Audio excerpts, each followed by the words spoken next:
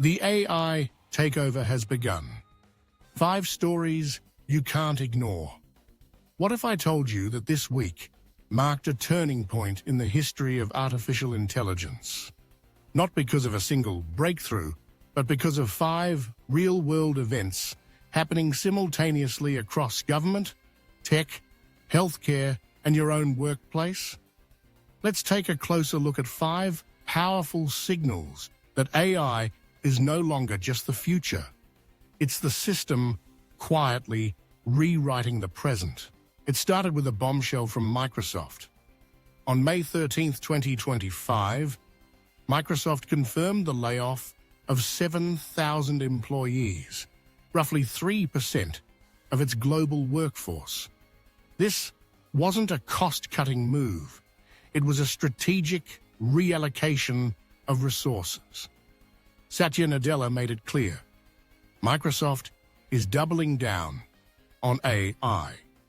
And by doubling down, they mean committing over $80 billion into AI-related infrastructure, tools, and services in fiscal year 2025 alone.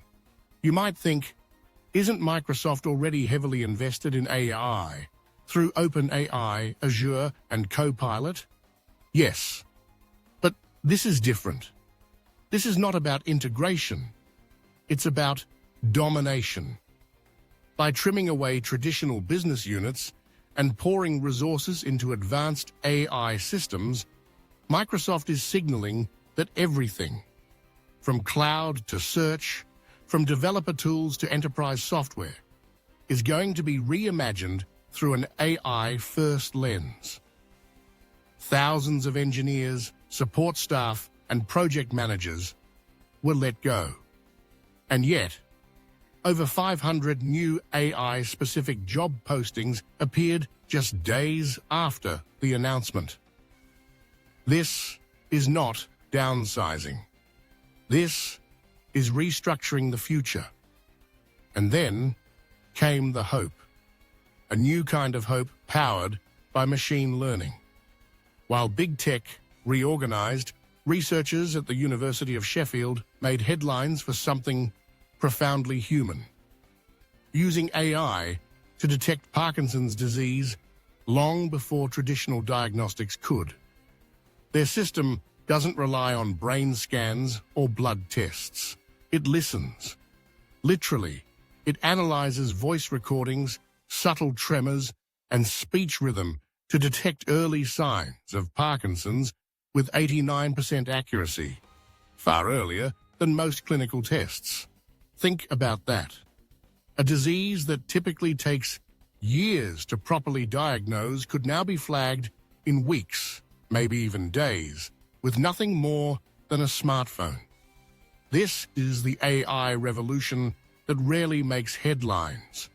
Not robots or sci-fi, but silent systems listening to our words, interpreting our health, and offering time, arguably the most valuable thing AI can give us.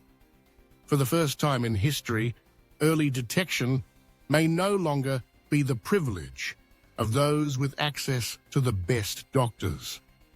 It may soon be built into the devices we already own. Meanwhile, across the English Channel, another shift was happening. This time, in government. The UK just launched Consult, an AI-powered platform designed to analyze public feedback on new policies, public services, and legislation. What used to take months of data processing and manual analysis now takes hours. This isn't just about efficiency, it's about real-time democracy.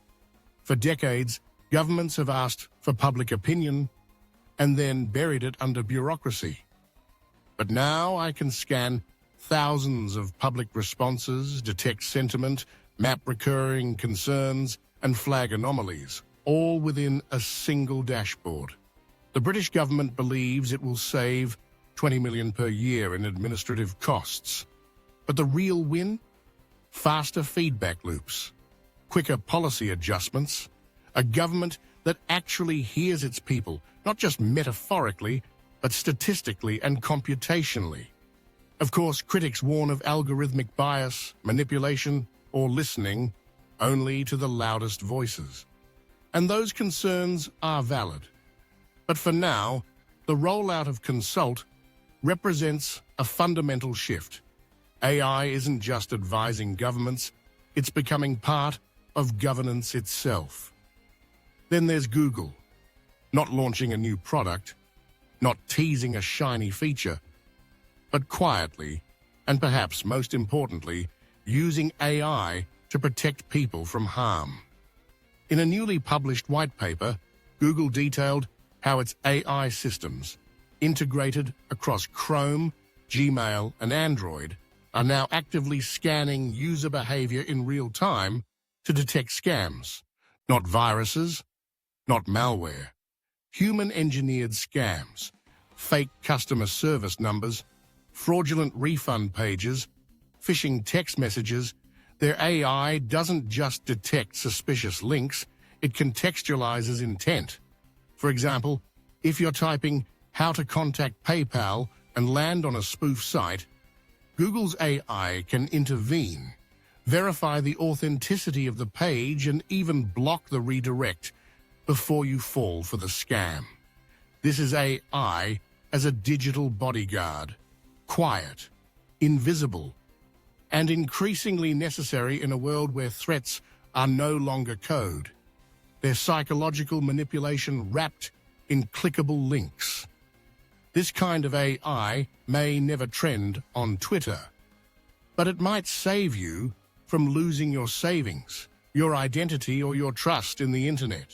But let's come back to the workplace, because what happened at IBM this week hit closer to home than most people expected. In a surprising announcement, IBM revealed it has replaced 200 human resource employees with AI agents, not interns, not assistants, full-time staff. Gone.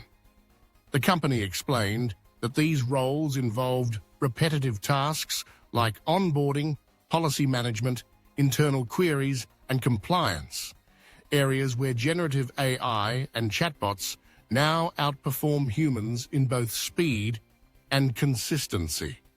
This isn't a pilot program, it's implementation. And here's the kicker. The AI agents IBM uses aren't futuristic sentient beings. They're structured workflows powered by LLMs like watsonx. They don't get tired, they don't call in sick, and they don't need health insurance. For companies watching from the sidelines, this sends a loud message. If your department runs on routine, it runs on borrowed time. So what does all this mean? Microsoft is redesigning its company around AI. Google is using it to defend you. IBM is using it to replace you. The UK is using it to listen to you. And medical researchers are using it to extend your life. If you ever thought the AI revolution was coming, it's already here. It's not flashy or theoretical. It's not arriving in waves. It's spreading like a silent tide across sectors, countries, and careers. The question is no longer, is AI the future? It's, what part of your life hasn't been touched by it yet? And maybe more importantly, are you watching the wave or riding it? But let's not stop at headlines, because each of these stories hints at a deeper transformation. AI is no longer a technology. It's becoming an invisible layer that sits between us and everything we interact with. Take the workplace. Microsoft's layoffs and IBM's AI deployment aren't isolated cases. They're early indicators of a new corporate operating model, one where human intuition pairs with machine prediction, one where your colleague might be a chatbot trained on 5 years of internal documentation and never takes a break. The ethical implications? Massive. Who's responsible when an AI makes a biased hiring recommendation? Who audits the decision-making of a learning algorithm? The same questions echo in governance. AI systems like the UK's Consult can process more feedback, yes. But should speed come at the cost of nuance? Of understanding marginalised voices that don't show up in majority sentiment? And what about health? The Parkinson's detection breakthrough is monumental. But who owns that data? What happens when insurance companies want access? Or when your voice becomes a diagnostic tool without your consent? Even the AI that guards you, like Google's scam detecting systems, walk a fine line between help and surveillance, between protection and profiling. These aren't science fiction dilemmas. They're happening now, and they're shaping the rules of engagement for how humans and AI coexist. So the real question isn't, is AI good or bad? It's who gets to decide how it's used. Because, make no mistake, power is shifting. Not to machines, but to the people and companies who build, train, and deploy them. And if you're not part of that process, if you're not learning how AI works, how it's used, how it thinks, you're not just being left behind. You're being shaped by a system you don't control. This is not a warning. It's an invitation to pay attention, to participate, and to remember, artificial intelligence is only as powerful as the intelligence of the society that governs it. So as Microsoft restructures, Google protects, IBM replaces, the UK analyzes, and researchers detect, ask yourself, where will you stand when the next AI shift happens? Because it won't be announced in a headline. It'll show up quietly, in your inbox, your workplace, your medical app, your government form. The AI future doesn't arrive all at once. It updates silently in the background, until one day you wake up and realize you're already living in it.